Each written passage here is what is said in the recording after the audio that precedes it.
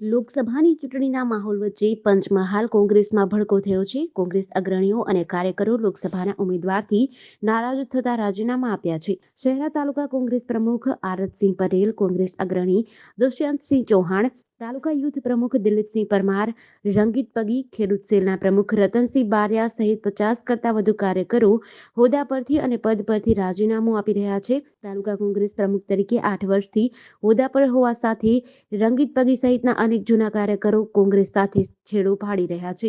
જિલ્લા કોંગ્રેસ પ્રમુખ અને પ્રદેશ ખાતે રાજીનામા મોકલી દીધા છે. રંગીત પગીના જણાવ્યા અનુસાર બીજા અન્ય રાજકીય પક્ષ સાથે જોડાવાની ઈચ્છા હાલ નથી. શહેરા વિધાનસભા કોંગ્રેસ પાર્ટી તરફથી લડ્યો છું અને હાલ હું ગુજરાત પ્રદેશ ડેલિગેટ હોય અને મારી સાથે પંચમહાલ જિલ્લા મહિલા પ્રમુખ તેમજ ગોધરા વિધાનસભાના ચૂંટણી લડેલા ઉમેદવાર તથા ફંટલ ઓર્ગેનાઇઝરના તમામ હોદ્દેદારો જે પણ સાથ સમર્થનમાં આવ્યા છે તમામ રાજીનામા આપીને અમે કોંગ્રેસ પાર્ટીમાંથી રાજીનામું આપ્યું. અમે પહેલાં પણ પ્રદેશ કક્ષાએ જાણ કરી હતી, અમારા નેતૃત્વને જાણ કરી હતી.